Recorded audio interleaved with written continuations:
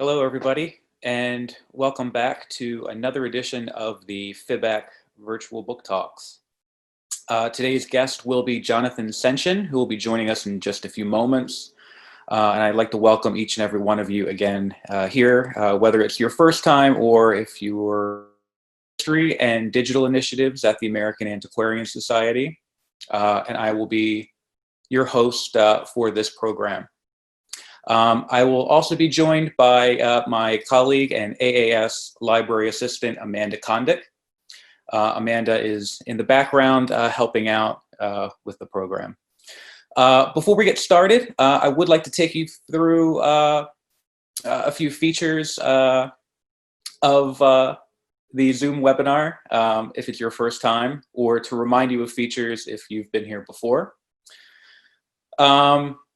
A couple of things to highlight. First, you will see at the bottom of your menu bar the chat function. You are welcome to share messages if you'd like to individuals or to all panelists through that chat function. We at AAS will be also sharing a series of links. Some of those links will include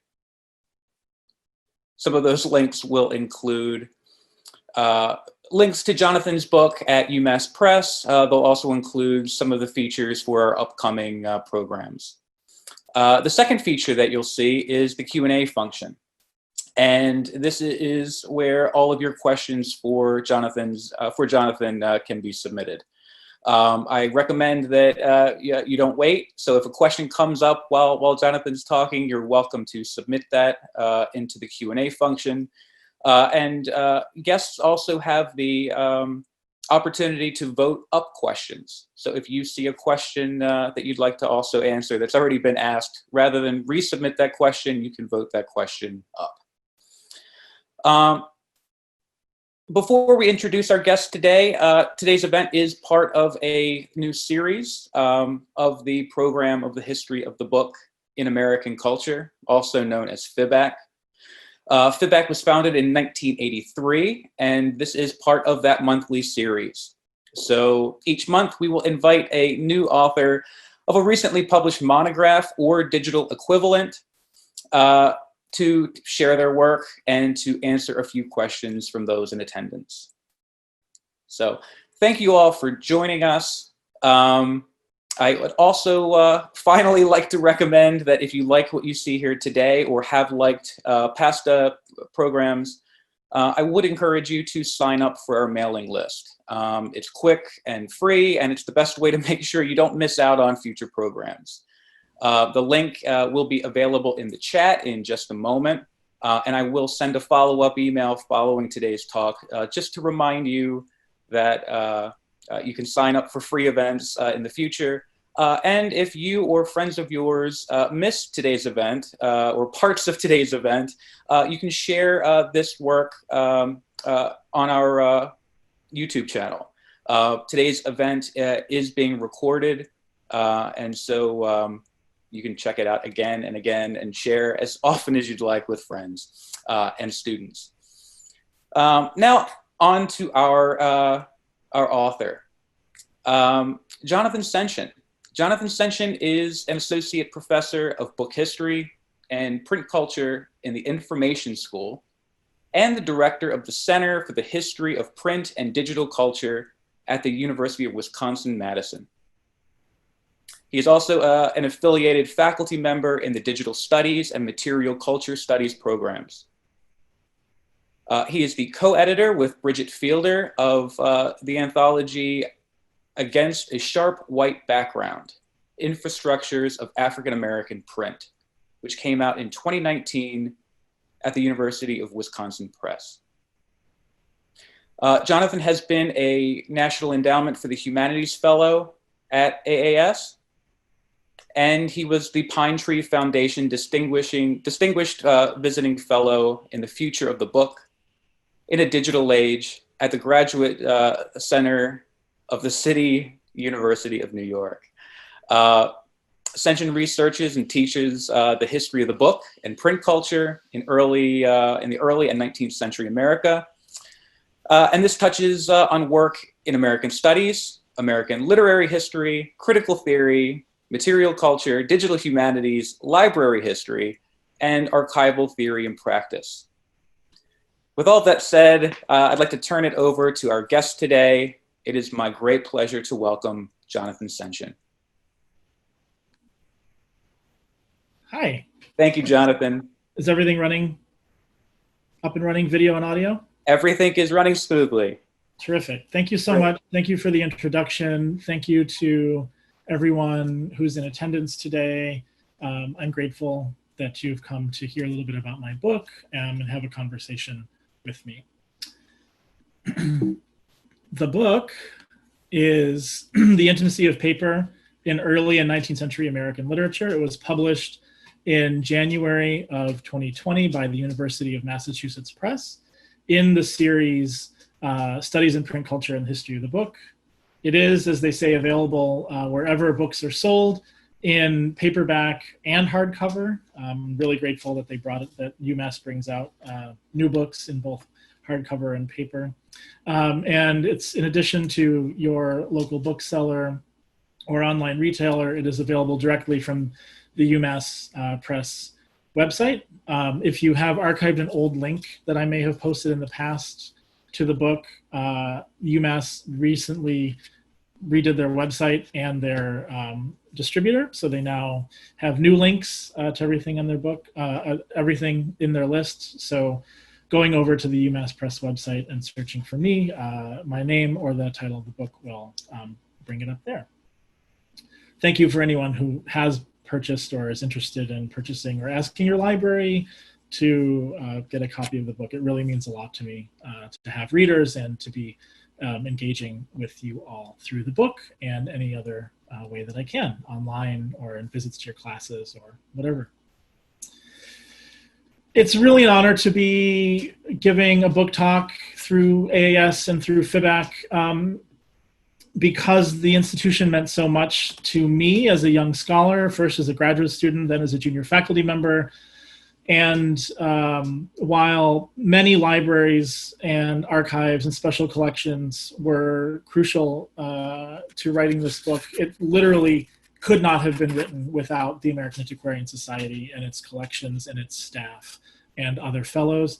In 2009, I was really lucky as a graduate student to have a J. and Deborah Last Fellowship in American Visual Culture, which was then followed up when I was an assistant professor with an 8-month AAS National Endowment for the Humanities long-term fellowship. So I am eternally grateful for that support. And through those fellowships, I was able to work really closely with an amazing team of folks, including Paul Erickson, Elizabeth Pope, Ashley Cataldo, Ellen Dunlap, Vince Golden, Jim Moran, Laura Wazowitz, Nan Wolverton, Jacqueline Penny, Gigi Barmhill, Tom Knowles, Carolyn Sloat. And though we have only met virtually, and Kevin came to AAS after I finished working on this project and was working on site, Kevin Wisniewski has been really generous and inviting me back to give this talk and promoting this work. And so I'm really happy that he's on board now.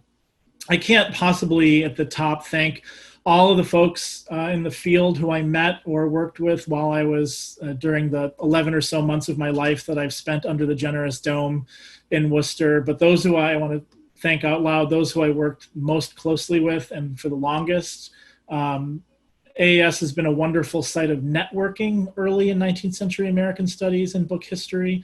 And it's made possible so much intellectual work and community through both people working on site under the dome, but also the way in which fellows and staff put people in contact who may have never met, or senior people with junior people. And I benefited from so many of those relationships as well. So the folks I worked with most closely and just want to say thank you to at the top are Sari Altschuler, Mary Kelly, Honore Jeffers, Meredith Newman, Marina Moskowitz, and Emily Pauley. So today I want to give a little bit of a sense of what my book argues, what you would find within if you haven't, if you don't know about my work already or haven't had a chance to read the book. I'm going to read a few short passages, but I also want to just highlight what the AAS collections meant for this project. And so I'm going to show a little bit of cutting room floor stuff, things in AAS's collections that are fascinating, but that I, would have been repetitive to focus on, yet another amazing thing in this chapter when one example would do it, or stuff that didn't fit within, the scope of what I was doing. But nonetheless, I want folks to know about, especially folks who are interested in working at AAS. And then there'll be time for Q&A. So my book does three things. It explores the literary history of paper and papermaking, highlighting a couple of key texts, identifying major tropes, and then also orienting readers to the many different kinds of texts that figure paper and papermaking in American literary history. So I'll talk about how this works a little bit, how paper surprisingly or unsurprisingly now, after working on this for a decade, shows up in the most canonical of texts and in the work of the most canonical writers, but also what's happening in popular literature and visual culture and ephemeral culture that makes that possible, or that gives us a fuller sense of what's happening with this technology in the 18th and 19th century. I also try to recover how 17th through 19th century readers are attuned to the materiality of text and reading, and try to develop that sensibility in the present as a form for close reading of material text today. That is, I think readers in the rag paper period, as I call it in the book, were materially attuned to the technologies that they were using, the technologies of text that they were using. And while I don't think that's entirely lost in the present, I think there's a lot of value in kind of excavating their sensibility and how they approach the page for the way that we read today. And then finally, most globally, the book tries to theorize what the turn of Americanist book history and print culture studies, and I think not just Americanist, but that's where I'm working most closely, the turn toward material text makes possible for us as scholars, teachers, and students, particularly through feminist and critical race studies, haptics, material metaphors, and ideas about embodied aesthetic experience. I'm going to touch on all three of those today in the brief selections that I've chosen to read from the book. At the start, I want to share some useful information about paper making in the rag paper period. I'm now showing you a video from the University of Iowa Center for the Book. This is Tim Barrett and his students' paper mill. That's the team there. And they have reconstructed hand paper making processes there in the in their workshop and in their book arts studies and book arts making program.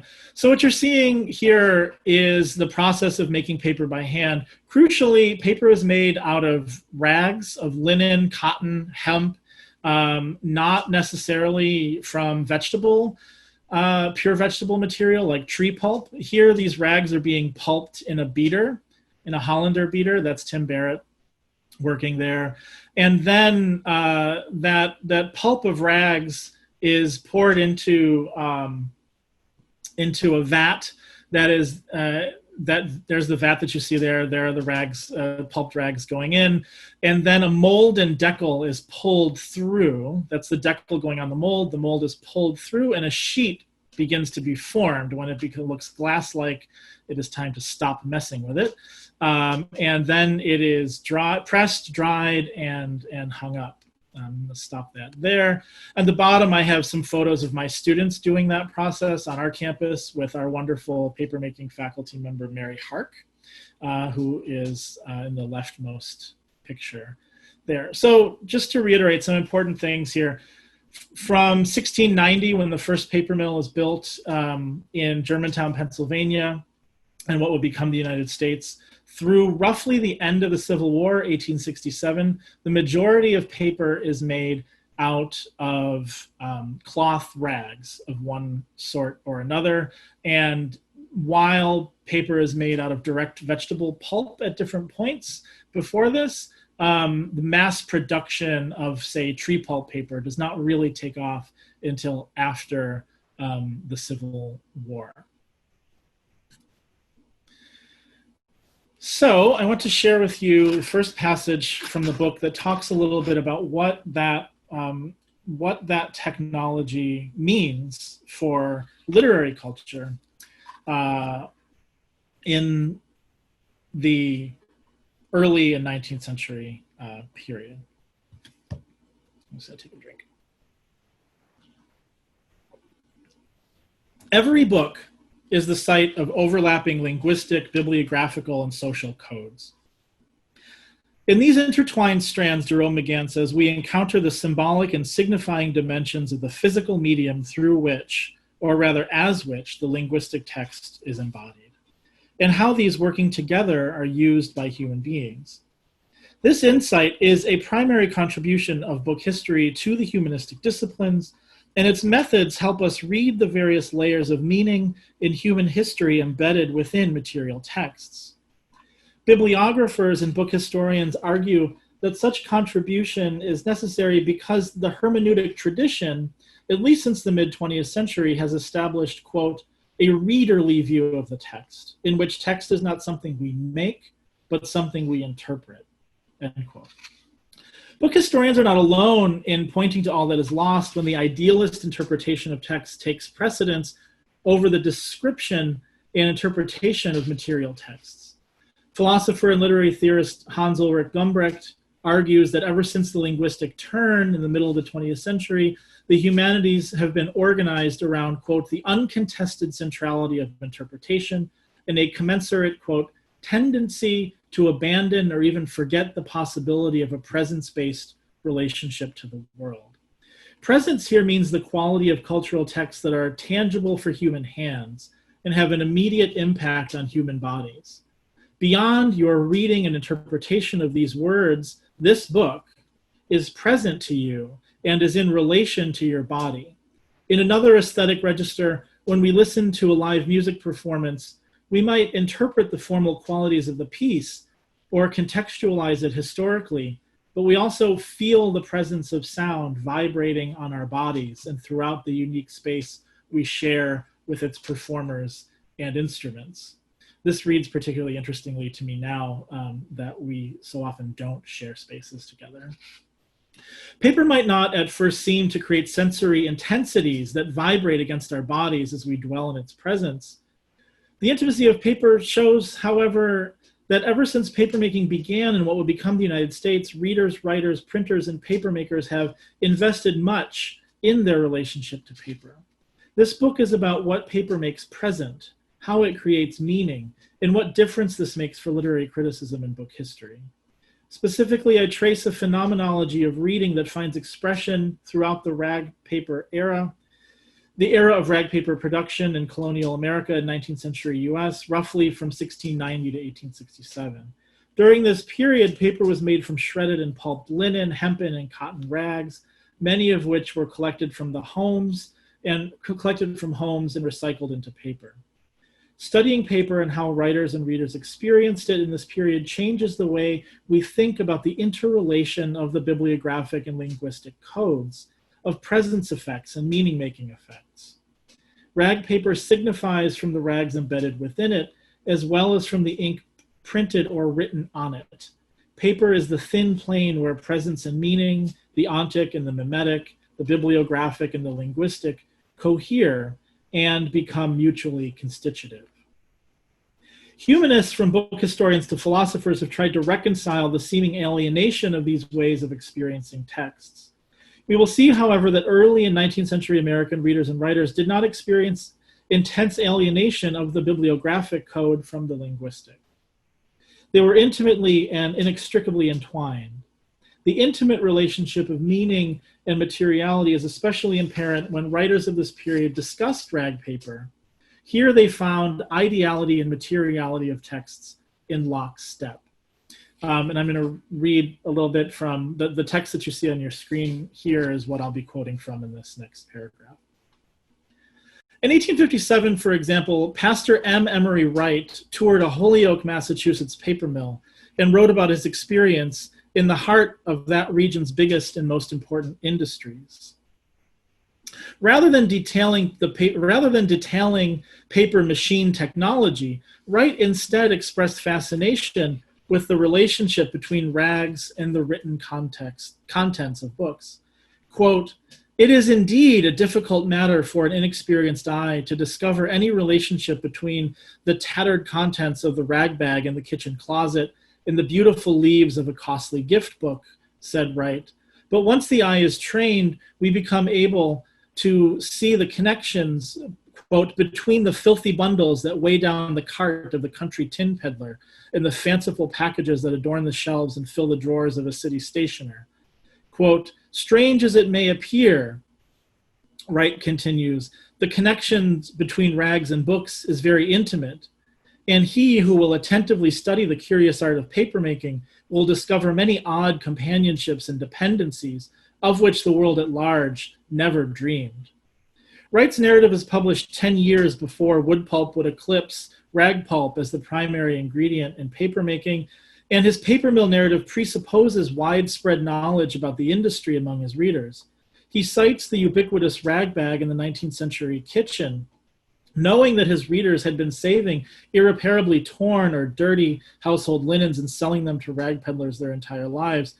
In fact, to this day, and the time I spent driving around Worcester and visiting various papermaking sites in the various river valleys there, elderly residents of Western Massachusetts share childhood stories about rag collectors visiting the house to trade books and stationery for whatever rags were to be had in the house.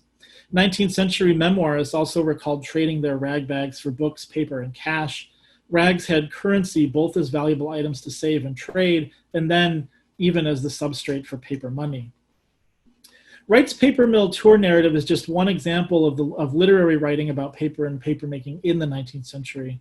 This book brings to the surface an archive of writing about paper from multiple genres and registers, including poetry, fiction, personal narrative, and advertisement. Across genre and period, writing about rag paper animates thought about readers' sensual relationships with material texts, revealing similarities in ways of writing and feeling. These works theorize sense-making and dwell in the oscillation between attention to presence of paper and attention to the meaning of letters and images written or printed on it. The haptic dimension of material text becomes a site for political and aesthetic argument. For example, women poets in the late 17th and 19th centuries turned to paper's origins in feminized labor with cloth as the basis of thought experiments about the connection between feminized domestic labor and women's writing. Historically and aesthetically, these poets belong to very different moments, but through the common thread of rag paper, a text technology shared in both their periods, Anne Bradstreet in the 17th century and Lydia Sigourney in the 19th, ways of sensing the material text are connected. Indeed, as we settle into the long digital present and renegotiate our relationship to paper, we are also questioning our sense of it, what it has meant to us, and how it positions us in a global supply chain of materials. This book makes the claim that paying attention to rag paper and writing about it sheds new light on how early and 19th century American readers and writers understood the materiality of texts.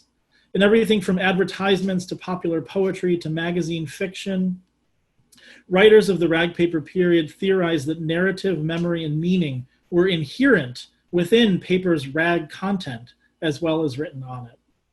For readers and writers during this time, paper acted and was figured as a site of intimacy where intriguing proximities and contacts became possible within the materiality of paper, books, and print. Reflecting on the relationship between cast-off rags and the paper within a book, Pastor Wright wanted his readers to share in the notion that the connection was very intimate. He and other writers were drawn to the ways paper seemed to speak through the possibilities inherent within rags, Those who wrote what we might, adapting from Herman Melville, call paper allegories, expressed in written form how paper mediated intimacy and what meaning was created in the contacts between rags and readers. And that intimacy, the way that intimacy is described and discussed is really fascinating, from everywhere from the sort of high theorizing of the nature of materiality to people's unending fascination with the fact that when you picked up a newspaper, there was some chance that you were also holding your neighbor's underwear. And that was encouraged in advertisement for people to be thinking about that. So what does this mean for American literary history? When I started working on this project as a graduate student, it was really interesting to me the way that just facts about papermaking or scenes of papermaking or traces of papermaking would suddenly sort of just show up in canonical writing. Probably the most canonical example I can think of is Henry David Thoreau's Walden in the Sounds chapter. When the train cuts across the back of Walden Pond moving between Boston and Fitchburg, Thoreau notices that it's taking a carload of torn sails to a paper mill.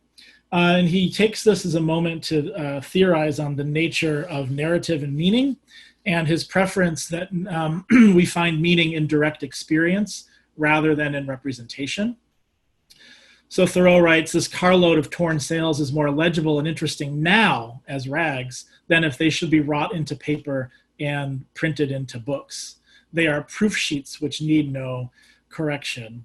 And so early on, I was focusing on these sort of canonical moments. But as the project grew and as its base of examples grew wider, what I realized was that these sort of canonical moments, and there's more than just Thoreau. There's obviously Melville's Paradise of Bachelors and Tartarus of Maids, which is literally Melville's story of papermaking. And elsewhere, Melissa Neidick, a colleague of mine from grad school and certainly in the present, just emailed me a couple days ago to say, hey, there's a papermaking scene in The Minister's Wooing, Harriet Beecher Stowe's Minister's Wooing. So they keep coming up. But what became interesting to me was actually, and as I researched at AAS, the fact that there's so much ephemeral popular literature and print and visual culture of papermaking in the 19th century, and that it seems to me, the repeated experience of discussions of papermaking, the repeated visual representation of papermaking, the sort of the ephemerality of rags and ream wrappers in people's everyday lives, that made it possible for folks like Thoreau, Melville, Lydia Sigourney, Harriet Beecher Stowe to muse on the nature of paper. And so a typical advertisement for rags from a paper mill would include a poem like this one. Sweet ladies, pray not be offended, nor mind the jest of sneering wags. No harm, believe us, is intended when we humbly request your rags. The scraps which you reject unfit to clothe the tenant of a hovel may shine in sentiment and wit and help to make a charming novel. Any reader of the newspaper, day in and day out, would encounter a poem like this in the advertisements in the back. Many newspaper printers were themselves papermakers, or publishing houses had their own papermaking arm, or stationers collected rags at their shop and traded them for either cash or goods. And so the experience of this kind of everyday poetry was incredibly common, and makes possible something like Lydia Sigourney's later revision of these tropes into a sort of quote-unquote higher literary form. I also want to point out this ream wrapper, which if you've seen the cover of my book, you'll notice is part of the cover of my book, is part of AAS's ream wrappers collection, which is something I'd like to highlight for scholars who are interested in this area, especially because I could only talk about a few of them in my book. But here also, so a ream wrapper is exactly what it sounds like. It is a piece of harder paper, coarser paper, that wraps up a ream of writing paper. and holds it up as one. And it has something printed on the outside to advertise the company. This is just like when you go to the copy room at work, when that was a thing and had to put new paper in the printer, and you take off that wrapper on the outside. In the 19th century, these were illustrated with images, nationalistic images, and that incorporated scenes of papermaking. And so here we see a scene in which a figure, much like Columbia probably, is working, instructing children in reading, while other children work at the paper mill behind, pressing papers. More from this sort of everyday, ephemeral visual and print culture. These are other ream wrappers that I could not show, that I could not discuss in my book, although I do focus on a few, just to give the sense of how they illustrate the paper industry and its place in American culture, in emergent US early national culture, and how they were also used as, for example, coloring book pages, as scrap paper. These are often sometimes in the waste paper in book bindings, we find them, or just notebooks that are made by folding up an old ream and saddle stitching some blank paper inside. You can find the entire AAS collection of ream wrappers at gg.mwa.org. That's Gigi Barnhill, Massachusetts Worcester Antiquarian.org, and search under everything else for ream wrappers, and all of them will come up. They're beautiful, and I hope other people work on them. In part because they don't just show things about individual paper mills, but they also have really important things to say about how print culture, the book trades, were figured in larger social and political structures like colonialism. Here on this ream wrapper, we see on the inset a figure of an indigenous or Native American person in the West, Columbia overseeing the scene with the federal eagle and the flag, and in the East, on the right, a paper maker who looks west, and what he holds in his hand, perhaps as a weapon, is a ream of paper. If you zoom in even further, it says R-E-A-M. And so paper here, paper making is being figured as part of a kind of manifest destiny ideology of Western culture and the book trade's role in those in the colonial project of nation building. So I urge folks to look at this kind of work, to be thinking about how book history and print culture can highlight important aspects of social, cultural, and political work done by the book trades more broadly. All right, I want to share really briefly the sort of amazing ways in which this shows up literally everywhere. And again, to highlight a really unique item from AAS's collections. It might seem as though it's an overstatement to say literally everybody knew about how paper was made in the 19th century. But here is an example of a manuscript newspaper from Rochester, New York in 1850 of basically a middle school classroom who would produce this paper, this newspaper in manuscript, perhaps weekly. I don't really know how often they managed to put this together, but this is called Odds and Ends. It's a schoolroom manuscript newspaper where students would submit stories to their teacher, I think, who would then write everything out. I don't know if more than one copy of this would be made. I'm guessing not. And then students would share.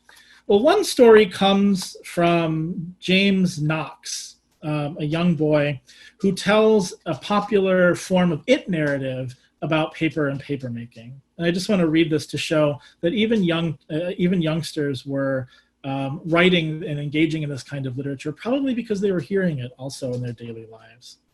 The Flax Seed by James Knox, 1850. The first that I remember of myself, I was laying in an old chest in a farmer's kitchen. In the spring, I was taken out and put in the ground. I sprang up and was cut down again. I went through a variety of performances till I was made into a piece of cloth. I was then boxed up and sent to a dry goods store, where I was taken out and placed on the shelf. I had laid there for some time, when one day a little girl and her mother came into the store to buy some cloth. A great many articles were handed down, but none suited them, and I was taken down and placed before them, and asked the price paid for me, and went off home. I was then taken and placed upon the table. I was worn around the house till I was in rags. I was then thrown in the rag bag. One day there came a man to the house and asked them if they had any rags. I was handed to him with the others, and he gave them a few articles of tinware, and went off. I was then taken to the paper mills and made into a piece of paper. I was then put into the printing press and made into a spelling book. I was then placed into a bookstore, and I lay there for some time when a little boy came into the store and asked him if they had any spelling books. I was handed down. He asked the price of me, paid for me, and went off. The little boy did not like his book, and I was left kicking around the floor. One evening I was kicked out of the school. I lay there for some time when a large dog came along and shook me so that he shook the wits out of me, and that is all I can remember. As a child, James knows that paper's origin is in flax seeds, after which flax is unwoven into linen. Telling the story of this paper, James also tells of his mother, a rag picker, and a schoolboy. James associates all these places, the seed, the plant, the linen, the rag bag, that they have all have an association with paper. Within the paper are stories of the farm, the store, the home, the rag bag, the paper mill, the printer, the bookstore, the classroom. James can imagine and narrate in prose the rag content of paper's ability to speak its material history and to make present all the people it encountered along the way. James also resists the techno-determinist and archival fantasies that paper and print fix words and images in perpetuity. The end of James's story contains basically a dog ate my homework joke, but it delivers the realization that the elements of paper, once digested by the dog, will return to the earth from whence they came, perhaps as fertilizer for another flax seed. James's way of thinking about what he encountered when he touched the paper in his primer was not an uncommon one. And I want to end with another example that shows us how attention to paper and papermaking in this way helps us think better and more seriously about how gender and race can make us better. Attention to gender and race can make us better scholars of material texts. And I owe my knowledge of this particular text to Elizabeth Pope, who, as I was sitting in the reading room one day, just brought it out and said, "Have you seen this?" So this is the girl who inked herself in her books from Little Miss Consequence. It's also, I owe Laura Wazowitz a lot, who, before I worked at AAS, I had little to no interest in thinking about children's literature, no experience in thinking about children's literature. But as anyone knows who's worked at AAS, Laura will bring you these amazing things that you never knew could have possibly existed. This is a part of that story. This is a part of that story as well. So in the last chapter of my book, I turned to the ways in which the production of white paper took up and used tropes about the production of whiteness, and in particular racial whiteness, and how it valued racial whiteness and virginal femininity as models for thinking about the production of white paper as something that is unmarked and highly valuable. And in doing so, adopted misogynist and white supremacist norms and metaphors for its own industry that were then widely adopted culturally. So there are many, and I write about these in the last chapter of the book, there are many poems and stories for children, especially young girls, about not spilling ink all over your books that are directly linked to not blackening your skin and not marring your essentially sexual virginity. I don't have time to go through all of them, but again, I talk about them at the end, at the last chapter of this book.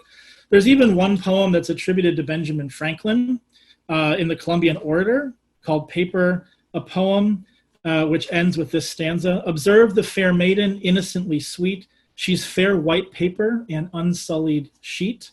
And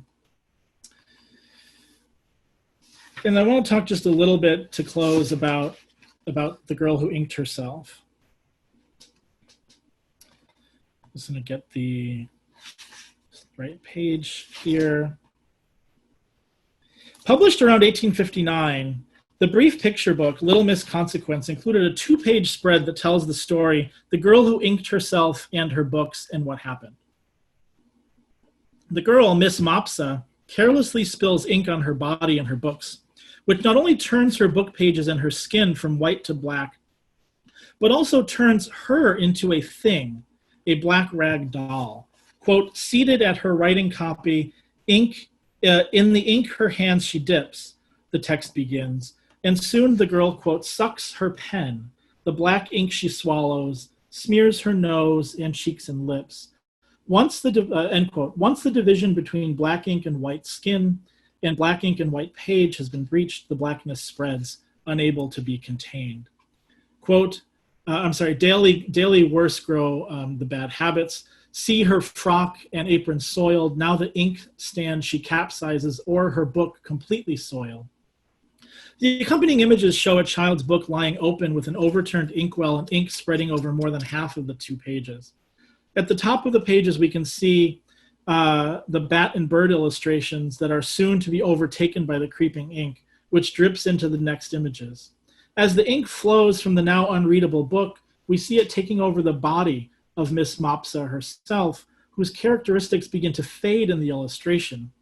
Her figure eventually becomes the flat silhouette of a girl, as if a 19th century silhouette portrait and one of the contemporary artist Kara Walker's silhouetted figures were coming together on this page. The text continues, next appears a thing unthought of. Her complexion turns to brown, white and red quite gone forever.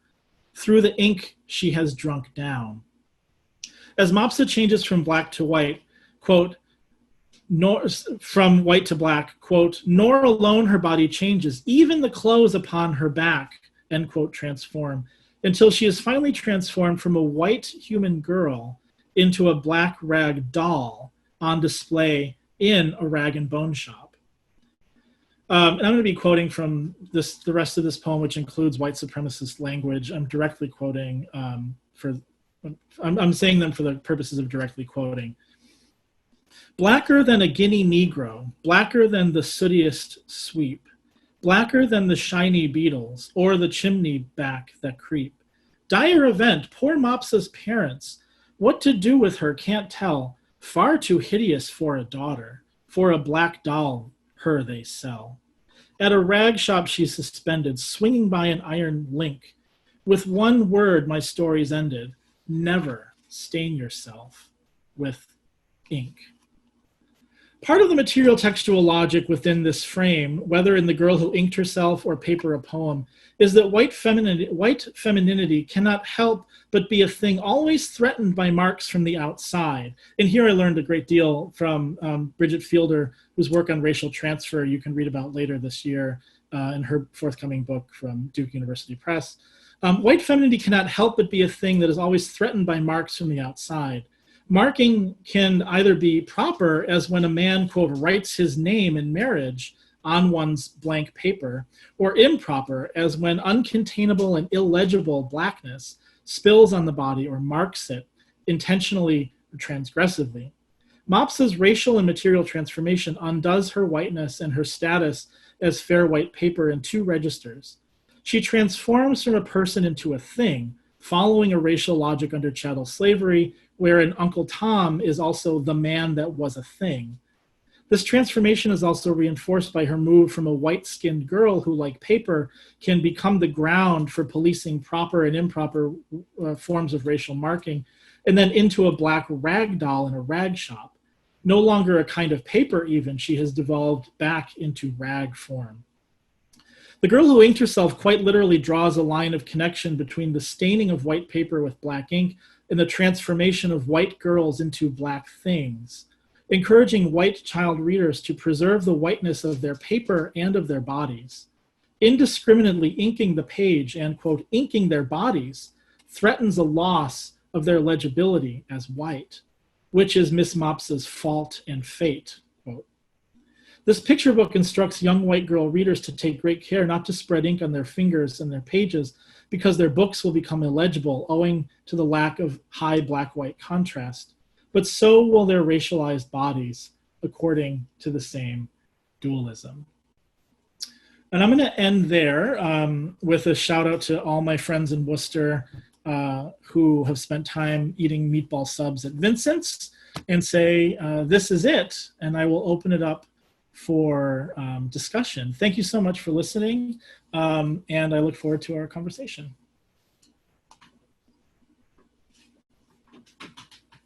Great. Thank you very much, Jonathan. As is become a routine here, I'll offer up the first question or two. I see we have a lot of questions in the Q&A, and as folks continue to contribute there, I'll start off with the first question, and I'll start reading down the list here. So first off, as kind of the tradition from the past two talks we've had here, I'd like to start with process, that mysterious writing process that we all kind of go through and folks are continually interested by. With past guests, I've really kind of focused on their time in the archives, and I, of course, would love to hear other anecdotes about what decisions you've made and in terms of what materials you included, and ultimately maybe which didn't quite make the cut in the very end. But I really see something else kind of happening here too, because I'm really kind of interested in the conception of the book. And I think there's this term that you use throughout the book, but especially kind of in those opening chapters on paper publics. And I think that's something that hopefully somebody will ask in a moment. I think it's one of those terms that folks will be citing for years to come, and we continue to kind of push and stretch out what paper studies means with that term. But I kind of wanted to actually look at the title of the book here, because rather than look at the paper publics, I wanted to look at the intimacy elements. Lots of fun anecdotes and jokes and thoughts about domesticity. And as much as it is about community and public, it's also about the private and the deeply personal for individuals, but also for yourself.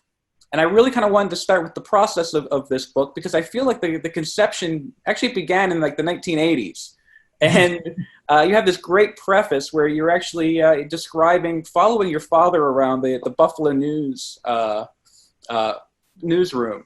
And so I kind of wanted to actually start there and really talk about, how this book began and how all these different influences, whether it's your childhood experiences or your work as a printer or your work as a teacher, really kind of contributed to the end result. Yeah, thank you. As I write in the preface, I grew up in a family of printers and sewers working with text and textile. And so my father is now retired from working 35 years at the Buffalo News. And when I would tell people, people always ask, oh, what do your parents do? As a kid, I would say, oh, my dad works at the news. And people would automatically assume that he was a columnist or an editor or a photographer or something like that. And I didn't really understand what was going on there until much later. But what was happening was that to work at the news was assumed to be to inhabit these certain positions about writing or editing or in some way like aesthetic creation. My dad's retired as an electrician, and he was the manager of the electrical side of the Buffalo News, keeping the building running, keeping the presses running in the 1990s, wiring it for the internet revolution. And I didn't quite understand what the disconnect was, like why others around me couldn't quite grasp it. Like there were also people who print, also people who pull wire, all of which were part of bringing a newspaper into your house or into your newsstand in the morning. And that accompanied, I kept having this experience even into graduate school when a classmate of mine in an early American poetry seminar, we were reading Anne Bradstreet's The Author to Her Book. together. And there's the poem begins, "Thou ill-formed offspring of my feeble brain, who after birth didst by my side remain, till snatched from thence by friends less wise than true, who thee abroad exposed to public view, made thee," the book, "made thee in rags, halting to the press to trudge." And as somebody who had read about papermaking and done some papermaking in the past, and certainly as somebody who grew up both around newspaper production, but also letterpress printing in my family, what I could see there was that Bradstreet is talking about her book as a child, and that's what we talk about in, American Lit survey from beginning to end of the Civil War. When you get to Bradstreet, you talk about, the book as child, the brainchild metaphor, all of which is correct and true. But for Bradstreet, I was saying this in seminar, now it's going to be 2008 now. I was saying, well, yeah, but also when she says rags there, she's not just talking about like being a, quote, bad mother who dresses her child up in rags. She's talking about papermaking. She knows about how papermaking is made. She understands her place as someone who works in the home, as having a role in the creation of the print public sphere. All of that work with diapering and managing the household economy of rags is necessary to come before one gets to publishing a book. And all of that sort of came rushing to me when I saw this, when I saw the word rags there really for the first time in this vein.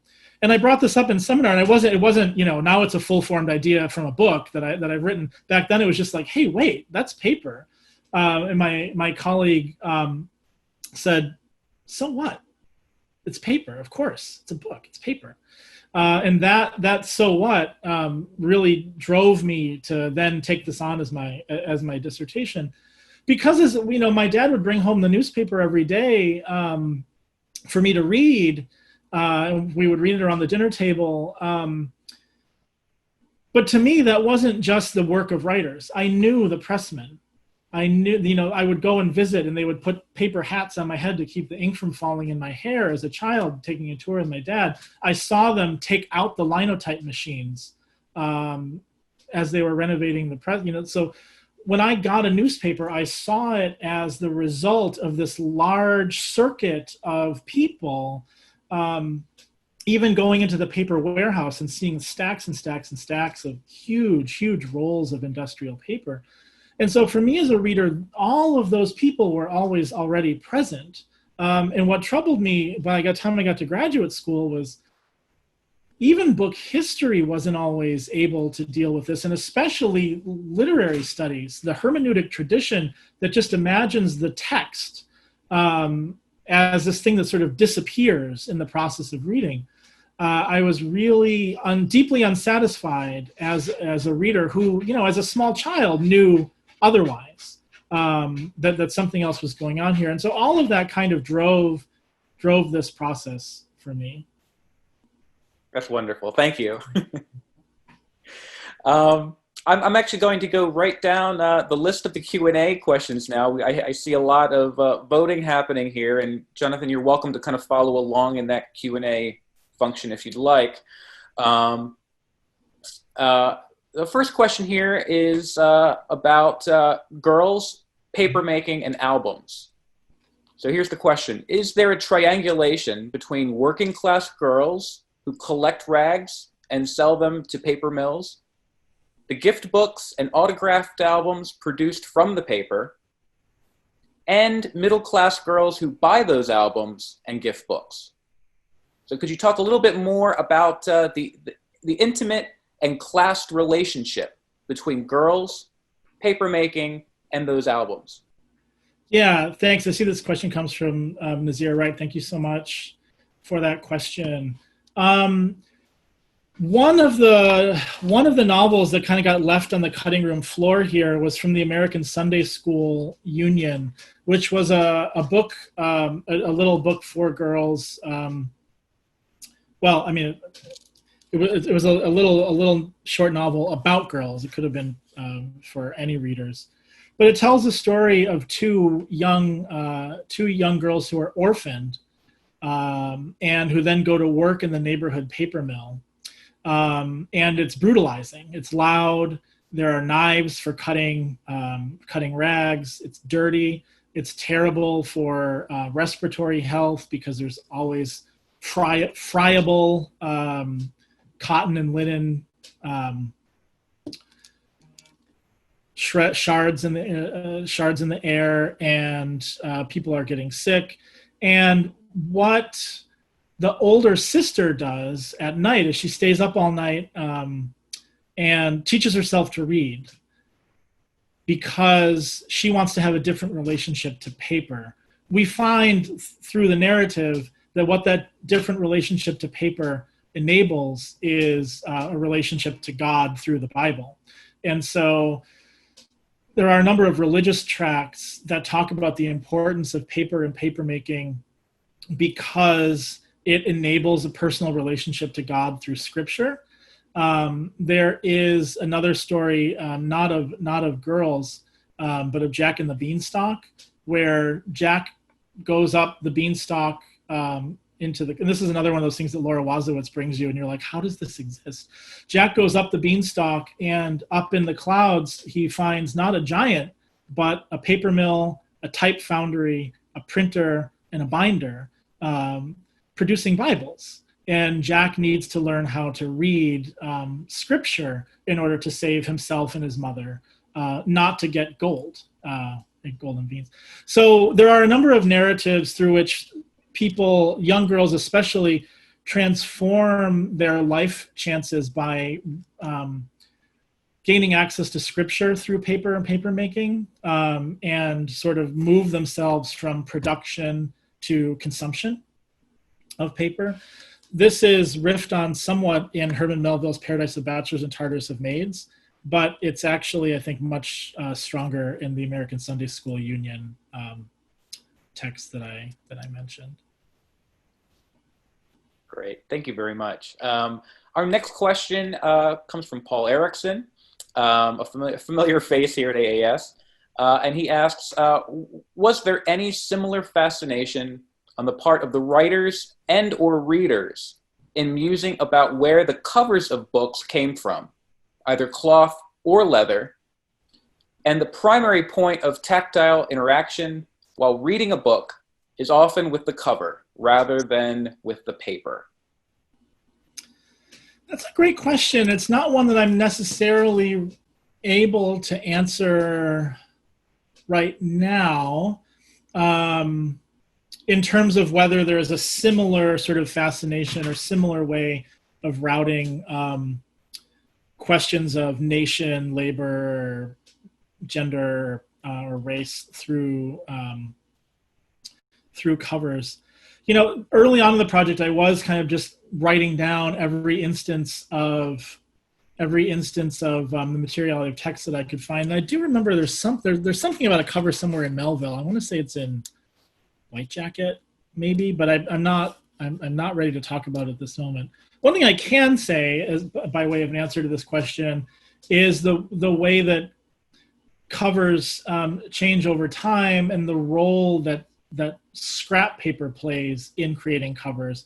As I mentioned, you know, in the 18th century and then, you know, all the way even in the 19th, ream wrappers are something that, because they're a little bit more like construction paper, people will save, fold, and then put some clean writing paper inside of it and stitch it together.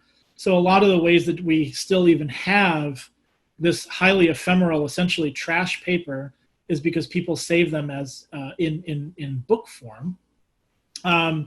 And you know, there's of course a lot of waste paper in early binding that is then kind of lost by the time you get to publishers' bindings.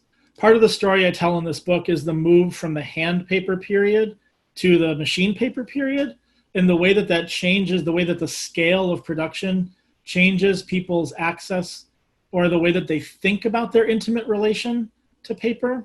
Because in the 18th century, people are really imagining literally their neighbor's underwear in their newspaper. But they know that the scale of production has changed so much by the time the Fourdrinier machine and a Hollander beater instead of a trip hammer beater come up, you know, by the mid 19th century, that the scale of their imagination changes as well, and that comes up a lot through Melville's Paradise of Bachelors and Tartarus of Maids. And I suppose I think it's also true then that as the practices of covering books goes from lots of personal preference or just what's available to standard industrial publishers' bindings, that those relationships change as well. Very good. Yeah. You'll have to forgive me here because I'm going to combine several questions here.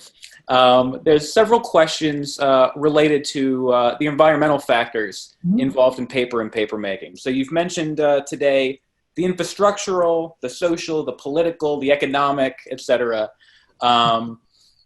Several questions ask about those environmental aspects. So historically, as the industry shifted to wood pulp, what were the major debates around that switch?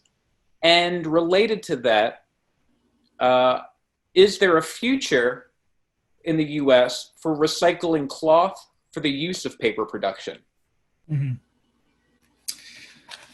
Thank you. Yeah, so I will point to, there is a, I believe, 1901 letter to the editor in the New York Times that I talk about very briefly in the book. And this is, of course, after, 30, almost 40 years of wood-based paper production in the US. And anybody who's worked with late 19th century books, either as a reader, a conservator, a collector, knows that the paper is terrible. Like, it's highly acidic, it's brittle, it crumbles to the touch. And this was apparent by the turn of the 20th century to readers, librarians, the book industry. And there's a letter, to the editor in the New York Times, I'm pretty sure in 1901, I could double check that, it's in the book, who writes that we have both destroyed our libraries and our forests in the turn to wood-based papermaking. And they issue a call, this writer, to return to rag-based paper, essentially because it used post-consumer recycled materials. They don't have that language, but they talk about that sort of regenerative process, that recycling process. Of course, that process was constantly, especially later in the 19th century, beset by rag shortages and the global trade in rags. But by the turn of the century, there was certainly both nostalgia for rag-based paper and a real sense of urgency around both the environmental devastation and the sort of material textual devastation that they were witnessing going hand in hand.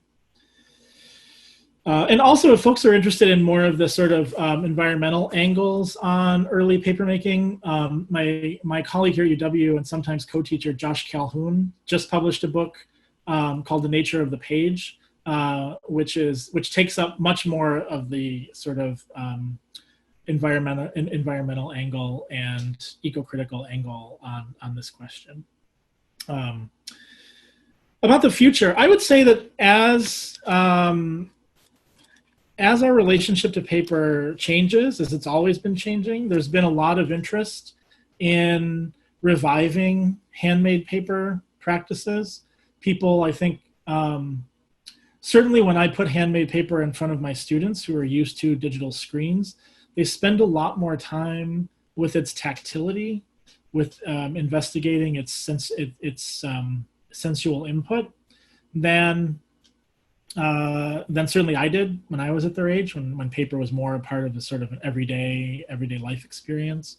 And I noticed that in the book arts, paper making is sort of having a really wonderful renaissance right now. I end the book with a discussion of the combat and peace paper projects. These are projects where started out as an art project of Iraq veterans against the war in Vermont, but has spread worldwide since then. This is a project where veterans pulp their uniforms and make paper out of them and transform their negative, traumatic, painful memories or relationships to the US state or war from their uniforms into paper. that sometimes they leave as paper or sometimes print on or write on or publish books on. There's one project called Combat Paper, an offshoot called Peace Paper.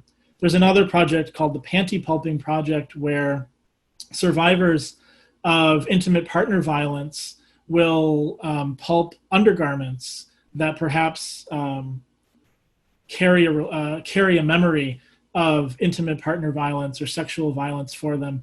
And it's a part of the sort of transformative and reclaiming experience to pulp that object and make paper out of it, to make something new out of it, to offer a new portrait of oneself through that object. And so, yeah, I do think there's great interest in the future of this work and in reviving the sensibility that memory inheres in these clothes, and that it can emerge from paper as narrative. It can be rewritten in paper as well as upon it. I also on the environmental angle, I know there are folks who are looking at sort of urban prairies in Rust Belt cities like Buffalo and Detroit, who have been making paper out of invasive species, out of the grasses that grow on empty urban lots. Mary Hark has a project working with invasive species, I believe in Ghana, where she goes every summer. I'm imagining not this summer, but usually during the summer, to work with a production paper mill that she established there to turn invasive plant species into a commodity that can be created in the community and sold. So yeah, there's a lot of people who are doing really, really fascinating things now. That's terrific. Thank you. And I hope as well that in the future we can continue here at AAS to continue to offer new programs about this very subject, about the future of paper, especially because of COVID-19 and our current state of working remotely, online learning, etc. The idea of how we talk about this is just a handmade sheet of paper here.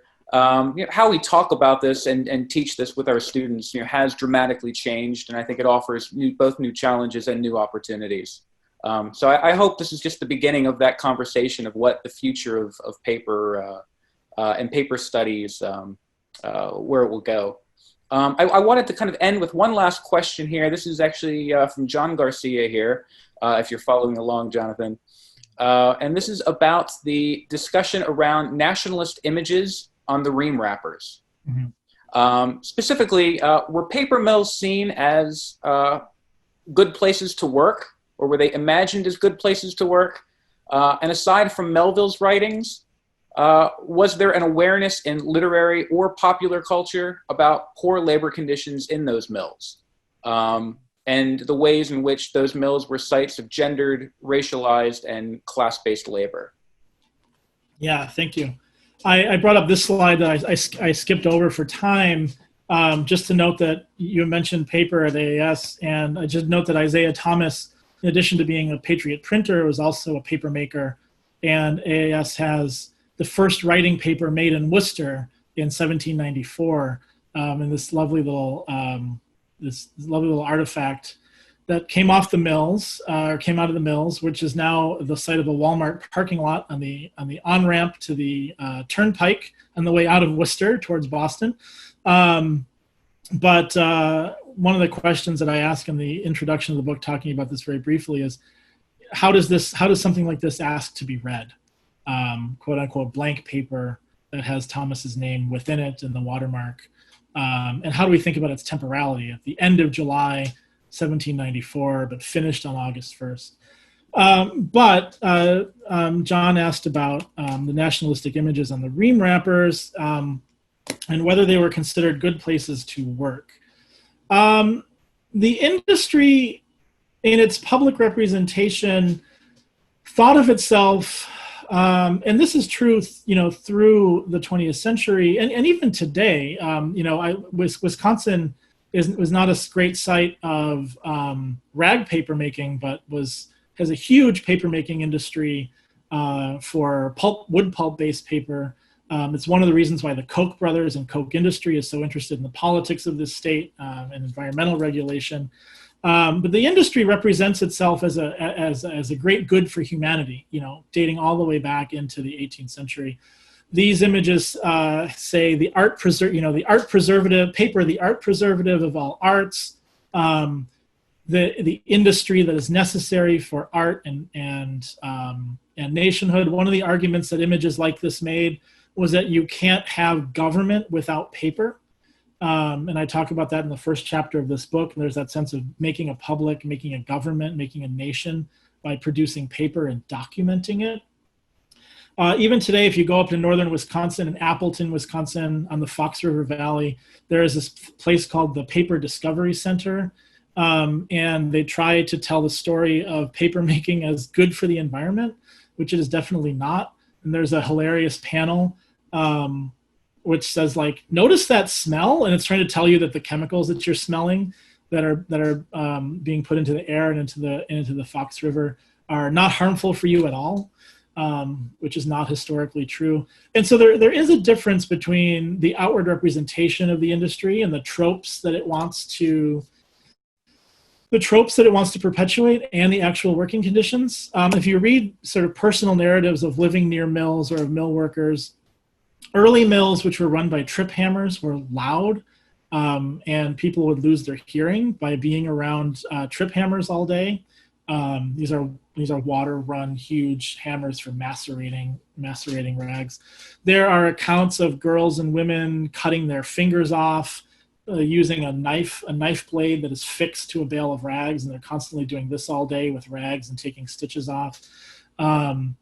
So a lot of those do come up in, they come up in Melville, as John mentioned, but they come up in these personal narratives. They also come up, if you have U.S. currency in your pocket, you have cotton rag paper from the Crane Paper Mill in Western Massachusetts, which is the same mill that Melville writes about in Paradise of the Bachelors and Tartarus of Maids.